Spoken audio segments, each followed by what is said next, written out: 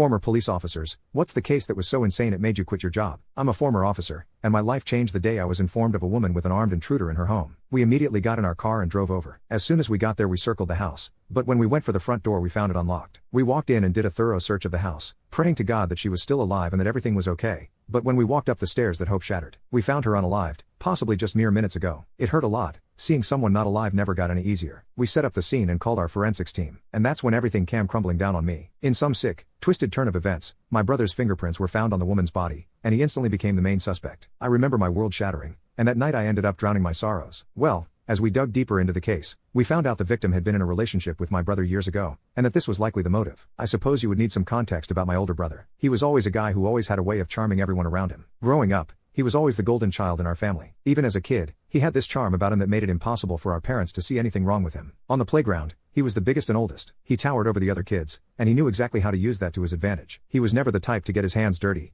Instead, he'd boss the other kids around, convincing them to do whatever he had in mind. One time, when we were about 8 or 9, Adam wanted this shiny new toy that one of the other kids brought to school. It was a remote-controlled car that everyone was talking about, but instead of just taking it himself, he whispered his plan to a couple of the younger kids and convinced them to steal it during recess. He told them if they took it without him looking, then he'd make sure they'd get a turn to use it later. Of course, they did exactly what he said. Adam watched from the sidelines as the other kids ran off with the toy. When the kid who originally owned the car found out his toy was gone, when the teachers came around asking questions, Adam acted like he didn't have a clue as to what was going on. He even offered to help look for the missing car, and he was good at it, too. He'd march right up to the kid and comfort him, saying, "Don't worry, we'll find it. I'll help you look." That night, the same pattern played out at home. Something had gone missing from our parents, but instead of a toy car, this time, it was a $50 bill from Dad's wallet. But instead of getting nervous or acting guilty, my brother was the first to jump up and offer to help them look for it. He would turn the house upside down, search through cushions, check under furniture, and all the while, our parents would watch him with pride. They were so grateful for his help and praised him for being such a thoughtful son. They never suspected for a moment that Adam was the one who had taken the money in the first place. And when they couldn't find it, they'd thank him for his hard work and would slip him another $20 bill as a reward. He had the whole system figured out. He could do no wrong in their eyes, and he knew it. And he used that to his advantage time and time again. As he got older, his charm grew with him, but so did his recklessness. By the time he was a teenager, he wasn't as careful about covering his tracks. He started hanging out with a rougher crowd. They'd skip classes, smoke behind the gym,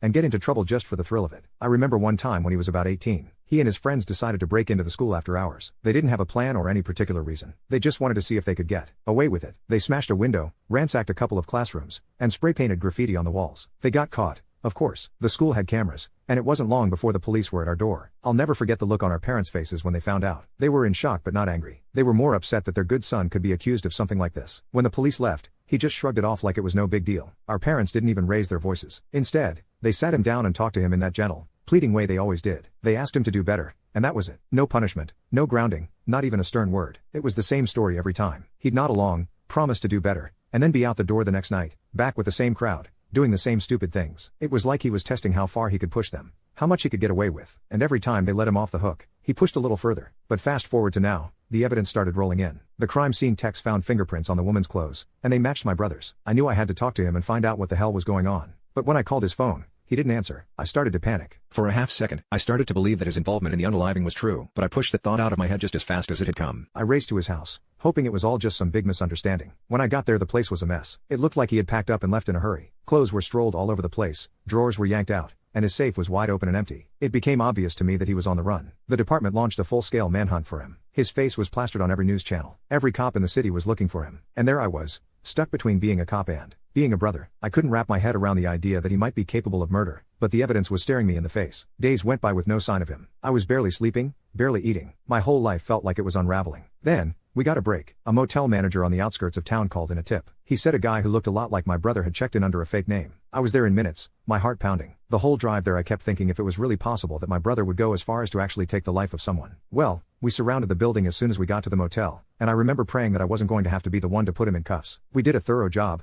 There was no way for him to escape. When we knocked on the door, I called out to him and told him to come out with his hands up. There was this long pause. Then the door creaked open, and my brother stepped out. He looked awful. He was disheveled and pale like he hadn't slept in days. But what hit me the hardest was the look in his eyes. He begged me to believe him. He looked me in my eyes and told me that he didn't do it. He swore to me. I wanted to believe him. And God must have been really laughing at me on that day, because I was indeed the one to put him into cuffs and drag him into the vehicle. After we took Adam into custody, the interrogation began. I had to watch from behind the glass because there was no way I could go into the room myself. It was way too painful. I tried to keep the way I felt separate from my duties, but it was impossible. My brother told the detectives that he was innocent, and that someone had set him up. He cried, pleaded, and tried to convince everyone that he was the victim in all of this. He even tried to appeal to me. He said that I knew him and that he would never do anything like this. He tried to convince the detectives that he is my brother, and by relation there was no way he could ever do something like this. He begged me directly to help him. Every fiber of my being wanted to believe him. But the evidence was too much. His fingerprints were on the weapon, the timeline matched perfectly, and there was his history with the woman which we found by combing through her social media profiles. Everything pointed to him, and there were no other suspects. What if he really was innocent? I couldn't just ignore that possibility, not when it was my own brother on the line. I threw myself into the investigation. I went over every piece of evidence, and interviewed everyone who might have seen or heard something. I was desperate to find anything that could prove my brother's innocence. One night it was late, and the station was almost empty. I had been going through the crime scene photos again, and that's when I noticed a small, faint smudge on the back door frame in one of the photos. I zoomed in, and my heart sank. It was a fingerprint, slightly smeared, like someone had grabbed the door in a hurry. I checked the forensic report and compared it to my brother's prints. It was a perfect match. This was the back door, the one the woman rarely used. My brother had been there, likely trying to leave unnoticed. I looked closer at the photo and saw something else on the ground beneath the print. It was a tiny, sparkling object. I hadn't noticed it before. I had the text enhance the image and identify the object. It was the woman's necklace. The necklace was lying on the ground where his fingerprint was smeared on the frame. The truth hit me like a punch to the gut. He had struggled with her, ripped the necklace from her neck, and then fled. He had unalived this woman. The more I looked, the more the evidence pointed to him. And yet, I couldn't let it go. The trial was one of the hardest things I've ever had to sit through. Watching the prosecution lay out their case, piece by piece, was like being stabbed over and over again. They painted my brother as a cold-blooded monster, someone who with no remorse took a human life. They said that he had snapped and taken out his anger on his ex-girlfriend. And with the evidence they had, it was hard to argue with them. The defense tried to poke holes in the prosecution's case, but it wasn't enough. I sat there,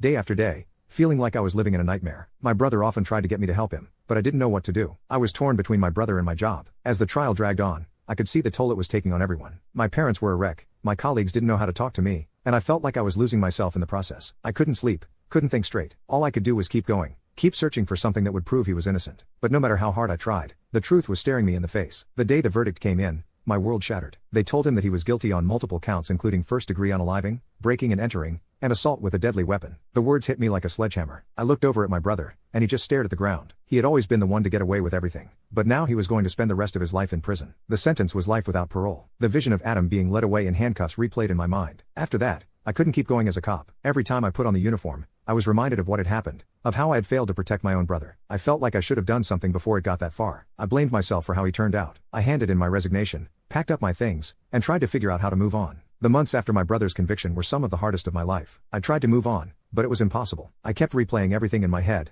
wondering if there was something I could have done differently, something I missed. I started working as a private investigator, but I avoided anything that even remotely reminded me of his case. Then, out of the blue, I got a letter from my brother. It was short, just a few lines, but it was enough to turn my world upside down all over again. It read, "I lied. I wasn't innocent, but I wasn't alone either. There's more to this than you know. I'm sorry." My stomach dropped as I read the words. What did he mean? Wasn't alone? I thought. I knew I couldn't just let it go. I had to find out the truth, no matter what it cost me. I folded up the letter and hid it in a place where no one would find it, a hidden hole that I had behind a small painting in my house. I reopened the case, not officially, but on my own. I started digging, retracing my steps, re-interviewing witnesses. I was looking for anything that might shed light on what my brother had written. It wasn't easy since most people didn't want to talk to me, and the trail had gone cold, but I couldn't stop. I needed to know the truth. After reading Adam's letter, I was determined to get to the bottom of her death and my brother's involvement in it.